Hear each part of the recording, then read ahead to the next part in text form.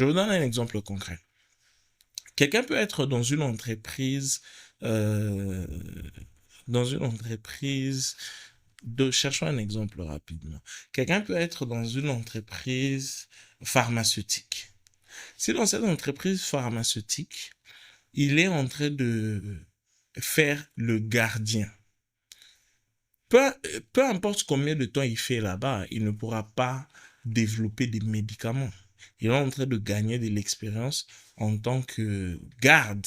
Cette expérience-là, ça ne va pas nécessairement le qualifier pour qu'il travaille dans une industrie pharmaceutique. Par contre, si la personne avait déjà des notions de pharmacie, de biologie ou autre, en tout cas ce qui permet de fabriquer des médicaments, il travaille assez longtemps dans une entreprise pharmaceutique. Il veut apprendre dans la vie réelle comment est-ce que ça se fait. Et évidemment, ça sera plus facile. Mais non, il faudrait aussi garder en compte le fait que même quand tu n'as pas beaucoup d'expérience académique, si tu as de la formation, de l'éducation réelle, de l'expérience, ça te place à un niveau plus élevé, d'une manière pratique dans la société, comparé à celui qui a fait seulement de longues études et que ces études-là sont théoriques.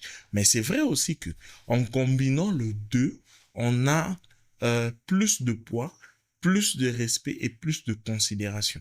C'est comme ça que avec la plateforme université.cd, on voit qu'il y a beaucoup de cadres, beaucoup de chefs d'entreprise, beaucoup de personnes qui ont réussi d'un côté, mais et ils ont accumulé de l'expérience, mais parce qu'ils n'avaient peut-être pas nécessairement euh, suivi un cursus académique, ils sont en train de se rattraper.